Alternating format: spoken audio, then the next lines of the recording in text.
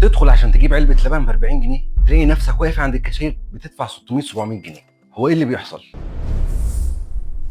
الاصناف المهمه هتلاقيها دايما محطوطه في اخر مكان في السوبر ماركت، وده معمول عشان تمشي اطول مسافه ممكنه، فتعدي على منتجات انت مش محتاجها، تعدي على منتجات جديده، فتقع في فخ اسمه ذا اوبن كاتيجوري او الفئه المفتوحه. بمجرد ما بتمسك العربيه وانت مش محدد انت هتصرف كام بالظبط، مخك بيفتح خانه وهميه وبيعتبر ان ميزانيه الاكل بقت مفتوحه، واي رقم بتدفعه بيشوفه رقم صغير بالنسبه لاجمالي مصروف الشهر. تعدي من قدام الشيبسي تقول اهو 10 جنيه، تشوف نوع جبنه جديد تقول اجربه، تلاقي عرض على حاجه انت مش محتاجها تقول ده عرض لقطه، بس الحقيقه احنا اللي بنبقى لقطه، لان مخك بينسى يجمع كل دول مع بعض، فبتتفاجئ برقم غريب عند الكاشير. كتاب نضج بيشرح ان ترتيب المنتجات وطول المسافه هو اللي بيأثر عليك وبيخليك تشتري حاجات انت مش محتاجها. لو انت مش محدد كميه فلوس مش هتصرف غيرها. والابحاث بتقول ان انت لو داخل تشتري وانت جعان، قدره مخك على مقاومه العروض بتقل لحد 60%. يعني انت دلوقتي بتشتري عشان تسكت جوعك، مش عشان دي حاجه انت محتاجها اصلا. وعشان كده قبل ما تدخل تشتري اي حاجه لازم تتاكد من 3 حاجات.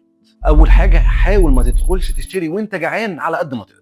رقم 2، قاعده ليست اونلي، اللي مش كاتبه ما تلمسوش بايدك. رقم 3، بلاش عربيه كبيره لو انت داخل تشتري حاجات بسيطه، لان الفراغ اللي في العربيه بيحسس مخك ان لسه في حاجات ناقصه فبتشتري زياده.